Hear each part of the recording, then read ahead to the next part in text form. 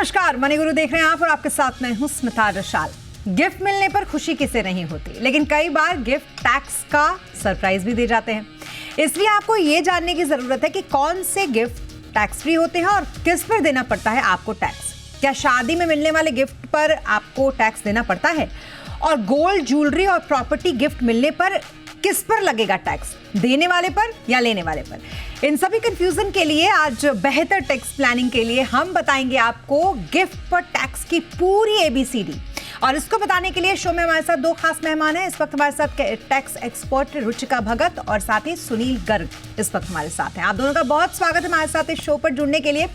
तो जैसा कि मैंने अपने शो की शुरुआत में ही बताया कि गिफ्ट मिलना किसको अच्छा नहीं लगता। हर किसी को, चाहे वो किसी भी रूप में गिफ्ट मिले, चाहे वो बर्थडे का गिफ्ट हो, चाहे वो दिवाली का गिफ्ट हो, हर चीज़ अच्छी लगती है। लेकिन गिफ्ट के साथ जो टैक्स का सरप्राइज होता है वो मुझे लगता है बहुत सारे लोगों को नहीं अच्छा लगता होगा। तो वो ना मिले, इसलिए बहुत ज़रूरी है कि हर किसी को ये पता हो कि कौन से गिफ्ट पर किस तरीके का टैक्सेशन होता है। अब हम इसके गणित को थोड़ा समझे तो बताइएगा सुनील जी कि क्या वाकई हर एक गिफ्ट पर टैक्स लगता है या कुछ एग्जेम्प्टेड भी हैं? क्या गणित है इसका? स्मिता, अगर हमें गिफ्ट पर टैक्स को समझना है तो हमें थोड़ा इतिहास को पलटना पड़ेगा। आपको पता होगा 1958 में एक्ट आया था जिसको कहते थे गिफ्ट टैक्स एक्ट, जब डोनर को टैक्स लगा करता था। एक परिवर्तन आया 1998 में, जब टैक्स को बिल्कुल एग्जेम्प्ट कर दिया, ना देने वाले को गिफ्ट ना लेने वाले को गिफ्ट। फिर सरकार को लगा कि हमसे कुछ गलती हो गई है, तो 2004 में सरकार ने गिफ्ट के नियम बनाए। गिफ्ट टैक्स एक्ट को तो वापस नहीं लाए, लेकिन कुछ नियम ऐसे कर दिए कि जहां पर गिफ्ट में पोजीशन ऐसी है कि गिलास आधा खाली है या आधा भरा हुआ है, यानी कुछ टैक्स फ्री होते हैं और कुछ टैक्सेबल होते हैं। तो 3-4 थंब रूल हैं इसके। नंबर 1 थंब रूल ये है कि अगर आपको पूरे साल में 50,000 रुपए तक का टैक्स गिफ्ट मिलता है, कैश मिले, ज्वेलरी मिले, कोई भी मिले, उस पर कोई टैक्स नहीं है। लेने वाले के ऊपर यानी डोनी के ऊपर कोई टैक्स नहीं होगा, केवल 50,000 रुपए की लिमिट है। लेकिन अगर आपको 51,000 भी टैक्स मिल गया तो फिर टैक्स 1,000 रुपए पर नहीं लगता है, पूरे 51,000 पर ही टैक्स लग जाता है। लेकिन सरकार ने एक छूट दी। क्या कहा कि अगर आपको ब्लड रिलेशन में गिफ्ट मिलते हैं, ब्लड रिलेशन का मतलब है ऐसा नहीं कि जहां आपको डायरेक्टली ब्लड से रिलेशन आपका है, जैसे आपके मामी जी हैं, आपके मामा जी हैं, मामी जी से आपका ब्लड रिलेशन डायरेक्ट नहीं है, लेकिन कुछ रिलेशन सेक्शन 56(2)(10) में दे रखे हैं। लगभग 50 रिलेशन है, वहां पर आपको अगर गिफ्ट मिलता है कोई टैक्स नहीं लगता है। 1 लाख मिले, 10 लाख मिले, 50 लाख मिले, ब्लड रिलेशन से आना चाहिए, वो रिलेशन जो इनकम टैक्स एक्ट में दे रखे हैं। और तीसरी, आजकल शादियों का सीजन चल रहा है, बहुत खुशी की बात है, जैसे आपने कहा कि गिफ्ट मिलने पर सबको खुशी होती है। अच्छी खुशखबरी है कि अगर आपको शादी में कोई भी गिफ्ट मिलता है, रिलेटिव से मिले, दोस्तों से मिले, कजिन से मिले, पड़ोसियों से मिले, शगन में मिले, उस पर कोई भी टैक्स नहीं लगता है। लेकिन ये ध्यान रखना है इसमें कि शादियों के सीजन में जो गिफ्ट आते हैं उसका रिकॉर्ड आपको बनाना पड़ेगा। ऐसा नहीं हो सकता है कि आपने गिफ्ट तो ले लिए लेकिन खर्चा नहीं दिखाया। हम प्रैक्टिकली देखते हैं कि लोग गिफ्ट को तो जमा कर लेते हैं, लेकिन जो शादी में एक्सपेंडिचर हुए उस पर लेकर कंफ्यूज हो जाते हैं, उसका रिकॉर्ड नहीं रखते हैं, और बाद में फिर इनकम टैक्स डिपार्टमेंट से उनको नोटिस आ जाता है। पर इसमें भी एक बात याद रखनी है आपको कि अगर आपके एम्प्लॉयर ने गिफ्ट दे दिया, शादी के ऊपर भी दे दिया, उसको लेकर बहुत डिस्प्यूट होता है, क्या वो टैक्सेबल है या नॉन टैक्सेबल है। तो उसको हमेशा सैलरी का परक्विजिट माना जाता है, उस पर टैक्स लग जाता है। तो ये नियम आपको ध्यान रखने हैं। और एक और बात है, जहां आपको वसीयत, इनहेरिटेंस में कोई भी गिफ्ट मिलता है, आपके फोरफादर से मिले, आपके रिलेटिव से मिले या दूसरों से भी मिलता है इनहेरिटेंस में, वसीयत में, तो कोई टैक्स नहीं लगता है। ये मोटे मोटे से थंब रूल है इसके। बिल्कुल। और ऐसे में तो जैसा आपने बताया कि अगर कोई अपने बॉस से नाराज हो तो पता चला उसकी शादी में जाकर उसको एक महंगा सा गिफ्ट दे आए कि लो अब भरो टैक्स तुम, ये गिफ्ट के साथ टैक्स का सरप्राइज भी तुम्हें मिल गया है। बहरहाल हम डराने की कोशिश तो बिल्कुल नहीं कर रहे रुचिका जी, क्योंकि ऑब्वियसली गिफ्ट सबको बहुत अच्छा लगता है और आगे भी गिफ्ट लोग देते रहेंगे और लोग लेते भी रहेंगे। लेकिन फिर भी हम थोड़ा जागरूक करने की कोशिश ये कर रहे हैं कि पता तो चले लोगों को कि गिफ्ट का भी टैक्सेशन होता है। ऐसे में टैक्स के दायरे में आने वाले कौन कौन से गिफ्ट होते हैं और कौन कौन से ऐसे गिफ्ट होते हैं जो इस दायरे में नहीं आते, जो टैक्स फ्री गिफ्ट होते हैं?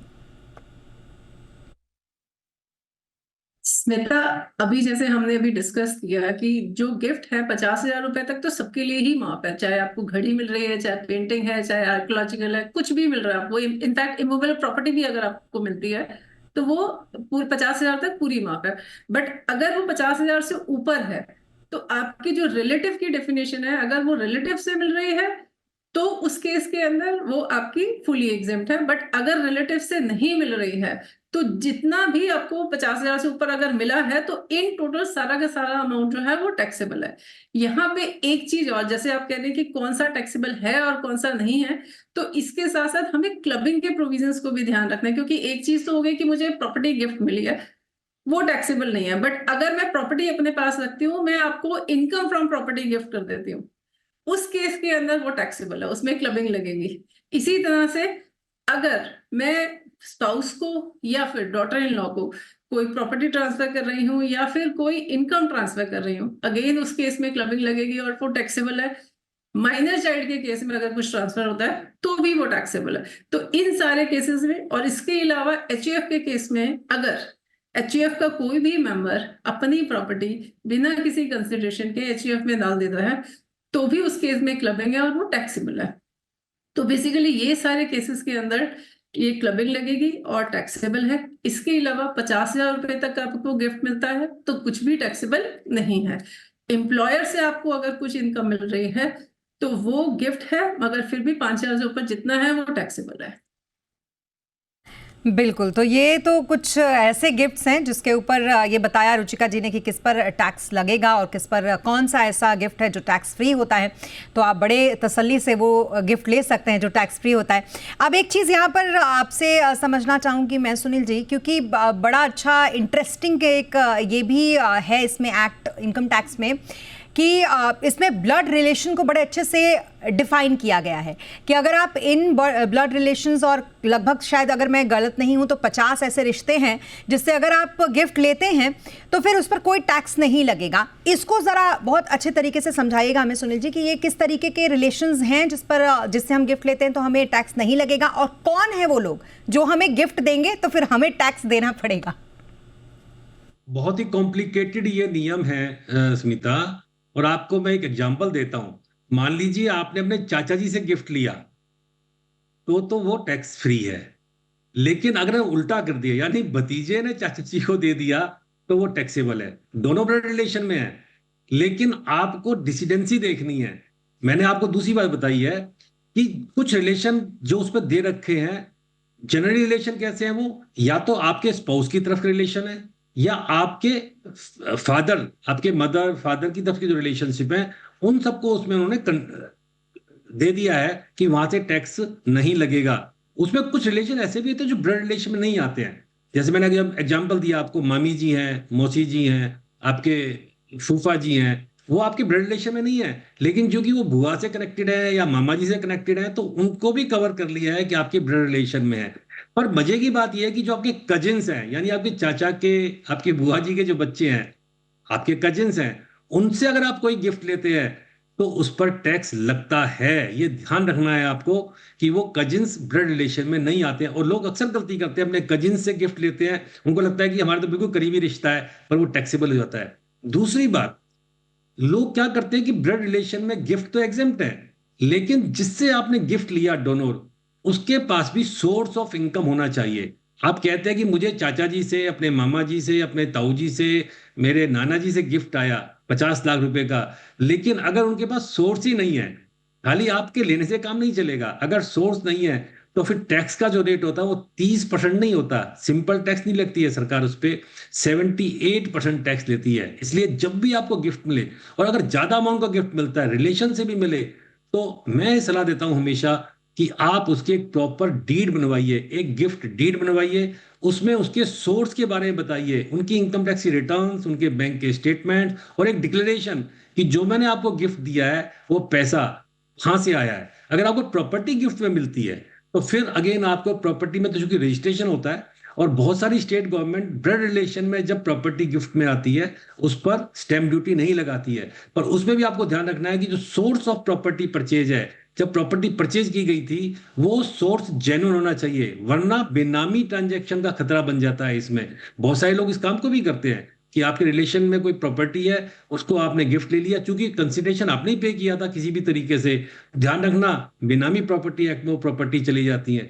इसी तरह से आपको ध्यान रखना है कि जब भी आप गिफ्ट लीजिए, आप प्रॉपर उसके डॉक्यूमेंटेशन कीजिए, उसकी गिफ्ट डीड बनाइए, उसके सोर्स के बारे में बताइए। बिल्कुल, तो ये तो रहा ब्लड रिलेशन से आप गिफ्ट लेंगे तो उसमें आपको किन किन बातों का ध्यान रखना है वो बताया सुनील जी ने। अब रुचिका जी, एक रिलेशन वो होता है जो लोग कहते हैं कि ये तो भगवान ऊपर से जोड़ी बनाकर भेजता है, वो है पति पत्नी का।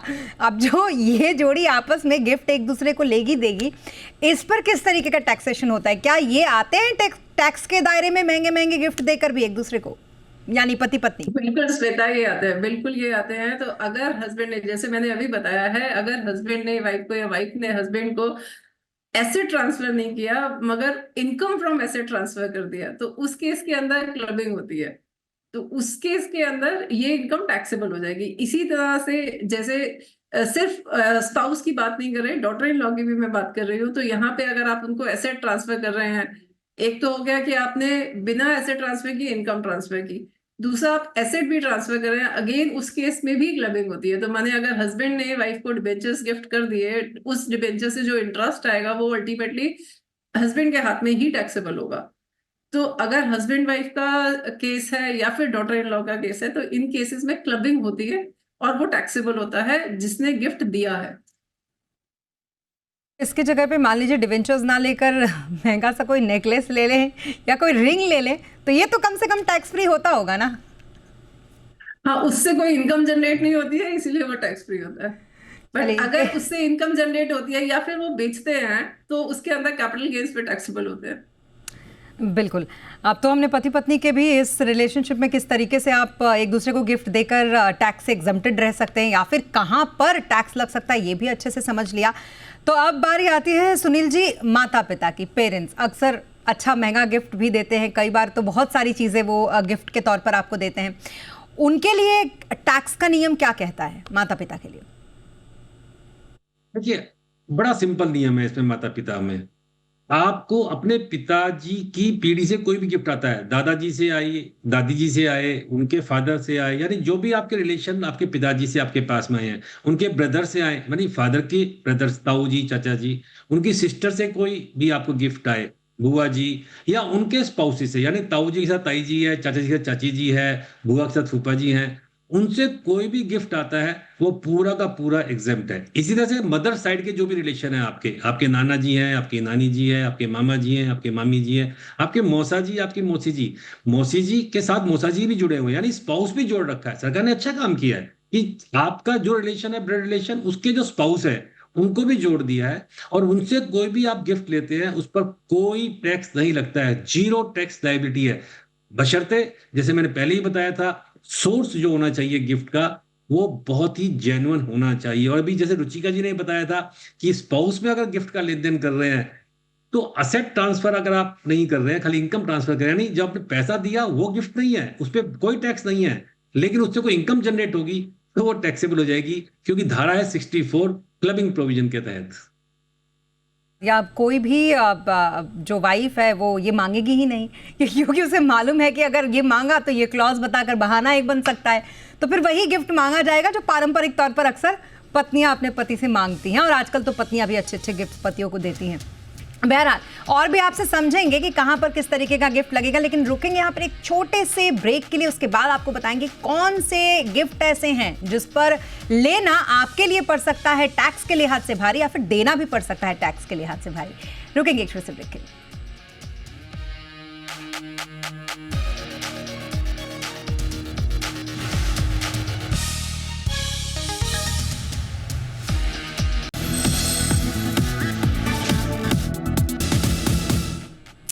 ब्रेक के बाद एक बार फिर आपका स्वागत है। गिफ्ट की टैक्स रैपिंग, आज हम ये समझने की कोशिश कर रहे हैं, और इसके लिए हमारे साथ टैक्स एक्सपर्ट सुनील गर्ग और साथ ही रुचिका भगत इस वक्त हमारे साथ हैं। रुचिका जी, शो की शुरुआत में ही शादी पर किस तरीके से अगर आपको कोई भी गिफ्ट मिलता है तो उस पर टैक्स लगता है नहीं लगता है, ये तो हमें सुनील जी ने बताया। अब जरा मैं आपसे भी जानना चाहूंगी कि शादी पर जो मिलने वाले गिफ्ट्स हैं उस पर टैक्स का नियम क्या कहता है? कुछ भी दे दो गिफ्ट के तौर पर सब माफ है, सब एग्जम्प्टेड है? जी बिल्कुल। इनफैक्ट एक शादी ऐसी चीज है, मैंने आप बर्थडे पे गिफ्ट दे रहे हैं तो वो भी इनकम फ्रॉम अदर सोर्सेज में टैक्सेबल होगा। बट शादी एक ऐसी चीज है, अगर आप शादी में सगन में कुछ भी देते हैं तो वो जो है वो एग्जेम्प्ट है, वो टैक्सेबल नहीं है। एक्सेप्शन एक थी एम्प्लॉय एम्प्लॉय रिलेशनशिप की, वो हमने डिस्कस की। बट एक चीज मैं यहाँ पे बताना चाहूंगी, अगर आप कैश गिफ्ट दे रहे हैं और कैश गिफ्ट जो है वो 2 लाख से ऊपर का है, तो हमारा 269 एसटी लग जाता है, तो वो हम 2 लाख से ऊपर किसी को कैश गिफ्ट नहीं दे सकते। तो ये बहुत ध्यान में रखना। आप शादी में किसी को कुछ भी गिफ्ट देते हैं वो टोटली एग्जेम्प्ट है उनके हाथ में, मगर कैश गिफ्ट 2 लाख से ऊपर का नहीं होना चाहिए। ये हमें ध्यान में रखना है हमेशा। ओके। लेकिन ये ना थोड़ा सा ऐसा पार्ट है कि हर किसी को ये जानना होता है कि जो कैश गिफ्ट अगर मिलता है, सिर्फ शादियों में ही नहीं, वैसे भी आमतौर पर सुनील जी अगर कैश गिफ्ट के रूप में आपको मिलता है तो उस पर टैक्स के नियम क्या कहते हैं, ये मुझे लगता है बहुत सारे लोगों के मन में ये सवाल होगा। मैं चाहूंगी थोड़ा और आप इसको, रुचिका जी ने तो बताया ही, आप थोड़ा आप भी इस पर रोशनी डालिए कि इस पर क्या कुछ कहते हैं टैक्स के नियम। देखिए, अभी रुचिका जी ने बड़ी अच्छी बात बताई है कि आपको शादी में गिफ्ट मिला, 2 लाख रुपए से अगर आपने ज्यादा लिया तो वो ट्रांजेक्शन 269 में चली जाती है। गिफ्ट तो एग्जेम्प्ट है, लेकिन सवाल ये उठता है कि आपको अगर शगन मिलते हैं, शगन के लिफाफे मिलते हैं 2100, 5100, 11,000 के, तो उनका क्या होगा? तो उसके लिए बहुत डिबेट रहती है हमेशा। परंतु उस केस में भी अगर आपने पूरा रिकॉर्ड बनाया है कि कौन देने वाला था, किसने लिया और उसका क्या नाम था, और शादी का कार्ड भी आपको ऑफ कोर्स रखना चाहिए, शादी कहाँ पर हुई थी, तो वो एग्जाम्प्ट हो जाता है। दूसरी बात आपको एक और याद रखनी है कि शादी में दुल्हा दुल्हन को जो गिफ्ट मिलते हैं वही एग्जाम्प्ट है। बहुत सारे लोग गलती क्या करते हैं कि वो अपने नाम से गिफ्ट ले लेते हैं, पेरेंट्स अपने नाम से गिफ्ट ले लेते हैं, वो एग्जाम्प्ट नहीं है। उस पर तो नॉन रिलेटिव वाला क्रॉस लग जाएगा, क्योंकि शादी को विशेष छूट दी गई थी कि आप किसी से भी गिफ्ट ले लीजिए और आपको हम छूट दे देंगे। तो आपको 3 बातों को याद रखना। नंबर 1 बात, कैश गिफ्ट आप किसी एक आदमी से ले रहे हैं तो 2 लाख ज्यादा नहीं होना चाहिए। दूसरा, अगर आपको शगन में मिलता है पैसा, उसका प्रॉपर रिकॉर्ड आप रखिए, देने वाले का लेने वाले का भी, शादी के कार्ड भी रखिए, और जो आपने एक्सपेंडिचर किए हैं शादी में, ऑफकोर्स आपने कहीं भी शादी की होगी, उसका भी आपको अकाउंट रखना पड़ेगा, तभी आपको छूट मिलेगी, वरना छूट नहीं मिलेगी। ओके, ये आपने बहुत अच्छा पॉइंट यहाँ पर रखा सुनील जी। मुझे लगता है बहुत सारे लोगों को ये आज ये बात समझ में आई होगी। लेकिन रुचिका, एक और बात मुझे बताइए कि गोल्ड, ज्वेलरी, प्रॉपर्टी, इस तरीके के जो गिफ्ट होते हैं, ये अगर हम लेते हैं तो क्या लेने वाले पर गिफ्ट लगेगा या जो देता है उस पर गिफ्ट, उसको टैक्स देना पड़ेगा? ये इस तरीके के गिफ्ट में टैक्सेशन किसकी तरफ से होता है? देखिए, गिफ्ट जो है हमेशा रेसिपिएंट के हाथ में टैक्सेबल होता है। एक चीज, आप गोल्ड की बात कर रहे हैं तो वही प्रोविजन है, शेयर्स की, क्रिप्टो करेंसी, कैश है, कुछ भी है उसमें यही प्रोविजन लगता है। जब हम अचल संपत्ति की बात करते हैं, दैट इज इमूवेबल प्रॉपर्टी की बात करते हैं, तो उसके अंदर थोड़े से प्रोविजन अलग हो जाते हैं। थोड़े से प्रोविजन इन द सेंस कि अगर आपकी स्टैंप ड्यूटी वैल्यू जो है वो 50,000 से कम की है, तो उस केस के अंदर वो गिफ्ट जो है, अगर प्रॉपर्टी ट्रांसफर हो रही है तो वो टैक्सेबल नहीं होगा। बट अगर स्टैंप ड्यूटी वैल्यू जो है वो 50,000 से ऊपर की है, तब उस केस में वो टैक्सेबल होगा। इसी तरीके से कई बार ऐसा भी होता है कि मैंने आपको प्रॉपर्टी जिसकी स्टैंप वैल्यू ज्यादा थी मगर आपको सस्ते रेट पे बेच दी, तो ये जो डिफरेंस है, अगर आपकी स्टैंप वैल्यू जो है 110% ऑफ परचेज प्राइस से ज्यादा की है, या फिर स्टैंप वैल्यू और जो आपने बेचा उसका जो डिफरेंस है वो 50,000 रुपए से ज्यादा का है, तो इस केस के अंदर जो जितना डिफरेंस है, माने आपका अगर 10 लाख की प्रॉपर्टी थी और आपने 8 लाख रुपए में बेच दी, जो 2 लाख रुपए है वो भी गिफ्ट की फॉर्म में टैक्सेबल हो जाएगा अदर सोर्सेज के अंदर। ओके, तो ये बहुत ज़रूरी क्लैरिफिकेशन था जो यहाँ पर मैंने आपसे लिया, क्योंकि बड़े सारे लोग इसको लेकर कंफ्यूज रहते हैं। अब सुनील जी, एक कंफ्यूजन लोगों के अंदर ये भी रहता है कि डीड बनानी क्यों ज़रूरी होती है? क्या डीड सिर्फ चल संपत्ति के लिए बनानी चाहिए या नहीं बनानी चाहिए, या फिर अचल संपत्ति के लिए डीड बहुत ही ज़्यादा ज़रूरी है कि बनानी चाहिए? इस कंफ्यूजन को भी ज़रा क्लियर कीजिएगा। देखिए, अगर अचल संपत्ति आप गिफ्ट में कर रहे हैं, अभी रुचिका जी ने बताया था कि उसमें तो नियम बिल्कुल ही अलग हैं, और चूंकि ट्रांसफर ऑफ प्रॉपर्टी एक्ट कहता है कि कोई भी अचल संपत्ति 100 रुपए से ज्यादा, 100 रुपीज से ऊपर की कोई भी प्रॉपर्टी होती है, उसका बिना रजिस्ट्रेशन ट्रांसफर नहीं होता। तो उसके लिए तो बाई डिफॉल्ट आपको गिफ्ट डीड बनानी पड़ेगी। और जैसे मैंने शुरू में भी बताया था कि बहुत सारी स्टेट गवर्नमेंट्स जब ब्लड रिलेशन में गिफ्ट में कोई प्रॉपर्टी आती है तो उस पर स्टैंप ड्यूटी भी नहीं लेते हैं। तो इसलिए आपको प्रॉपर स्टैंप ड्यूटी के साथ या बिना उसके रजिस्ट्रेशन करवाना जरूरी है, वरना प्रॉपर्टी ट्रांसफर नहीं होगी। चल संपत्ति की बात है, आपको ज्वेलरी मिली, आपको गोल्ड मिला, आपको कैश मिला, अगर वो आपको गिफ्ट में आ रहा है तो आपको प्रॉपर गिफ्ट डीड बनानी चाहिए, उसमें प्रॉपर 2 विटनेस होने चाहिए, उसमें जो संपत्ति आपको गिफ्ट में आ रही है वो आपको मेंशन करनी है, उसका सोर्स क्या था वो मेंशन करना है, एक एफिडेविट या अंडरटेकिंग डोनर से चाहिए कि मैंने ये गिफ्ट किया है। और सबसे बड़ी बात जो लोग अक्सर गलती करते हैं, गिफ्ट इरिवोकेबल होना चाहिए। अगर गिफ्ट इरिवोकेबल नहीं है तो वो टैक्सेबल हो जाता है। आपको डिक्लेयर करना है कि ये गिफ्ट मैंने दे दिया, अब मैं इसको वापस नहीं लूंगा। अगर गिफ्ट किसी तरह से वापस आ रहा है या क्रॉस गिफ्ट हो रहा है, मतलब आपने एक रिलेशन से लेके दूसरे रिलेशन में दे दिया, उसको लेके भी फिर आपको टैक्सेबिलिटी का सामना करना पड़ सकता है। और इसके अलावा एक बड़ी महत्वपूर्ण बात है, जब गिफ्ट डीड बनाए तो उस पर डोनर और डोनी दोनों के साइन होना बहुत जरूरी है। अगर आपने गिफ्ट दे दिया लेकिन डोनी ने रिसीव ही नहीं किया, उसको एक्सेप्ट नहीं किया, वो इनवैलिड गिफ्ट माना जाता है। इसका मतलब डोनर भी साइन करेगा, डोनी भी साइन करेगा, और 2 विटनेस साइन करवाइए और उस डॉक्यूमेंट को अपने पास रख लीजिए, क्योंकि जब इनकम टैक्स डिपार्टमेंट आपसे क्वेरी करेगा तो ये डॉक्यूमेंट आपके बहुत काम आएगा। बिल्कुल। और ये आप लोग इस पर तो फिर भी मैं कहूँगी कि लोगों के को इस बारे में जानकारी होती है, लेकिन आज हमने बहुत सारी ऐसी बातें यहाँ पर ऐसी आप लोगों ने बताई है जिसके बारे में जानकारी लोगों के पास कम ही होती है। अब एक गिफ्ट ऐसा हम बात करेंगे जिस पर काफ़ी ज़्यादा विवाद भी रहा रुचिका जी, अगर आप देखेंगे तो हमेशा वो होता है विदेशों से मिलने वाला गिफ्ट, क्योंकि कई बार ये ऐसा हो जाता है कि संशय के घेरे में भी आ जाता है। तो विदेशों से जो गिफ्ट मिलता है उस पर टैक्सेशन का नियम क्या कहता है? और दूसरी बात ये कि मान लीजिए किसी दोस्त ने दिया विदेश से या किसी ट्रस्ट ने दिया है, ये कैसे क्लैरिफाई करेंगे हम, इसको कैसे जानेंगे? देखिए, इसके अंदर 2 चीजें हैं। एक, मैं विदेश में गिफ्ट दे रही हूँ, एक मैं विदेश से गिफ्ट ले रही हूँ। तो हम पहले बात करते हैं जब मुझे गिफ्ट मिल रहा है कहीं बाहर से, आई बीइंग इंडियन सिटीजन, तो मुझे अगर इंडियन रेजिडेंट हूँ और मुझे कोई गिफ्ट मिल रहा है तो उसमें सेम जो हमने अभी डिस्कस किया वही सेम प्रावधान रहते हैं कि 50,000 रुपए तक की, चाहे आपका फ्रेंड है, चाहे आपका कोई रिलेटिव है, कुछ है, तो वो 50,000 रुपए तक की आपको गिफ्ट पे कोई टैक्स नहीं लगेगा। 50,000 से ऊपर अगर फ्रेंड्स हैं, कलेक्टिवली 50,000 से ऊपर हो जाता है, तो जितना आपको मिला, जैसे अगर आपका 54,000 रुपए भी आपको गिफ्ट मिला तो टोटल आपका 54,000 रुपया टैक्सेबल हो जाएगा। 4,000 टैक्सेबल नहीं होगा अगर आपको फॉरेन से गिफ्ट मिल रहा है तब भी। एक चीज, दूसरी से ले रहे हैं तो रिलेटिव में सेम ब्लड रिलेशन वाली ही स्टोरी आती है। आपका सेक्शन 56 के अंदर वो रिलेटिव अगर कवर हो रहे हैं तो आपके हाथ में टैक्सेबल नहीं होगा, सेम प्रोविजन है उसके अंदर। बट अगर मैं किसी को इंडिया से बाहर गिफ्ट कर रही हूँ तो उस केस में मेरा गिफ्ट है, अगर वो प्रॉपर डॉक्यूमेंटेशन है तो इसके अंदर अगेन बीइंग अ डोनर मेरे ऊपर कोई इनकम टैक्स के प्रोविजंस नहीं लगते हैं उसके अंदर। ओके, तो फिर ये विदेशों से आप जो गिफ्ट आपको मिल रहे हैं या जो आप दे रहे हैं उसके ये नियम जो रुचिका जी ने आपको बताया। अब एक और बहुत इंपॉर्टेंट वेरी शॉर्ट में बताइएगा सुनील जी, ये कि हम जो सोशल मीडिया पर अक्सर देखते रहते हैं कि एक ऐड जैसा चलता रहता है कैंपेन जिसमें लोग डोनेशंस हमसे मांगते हैं, इस पर टैक्सेशन का नियम क्या कहता है?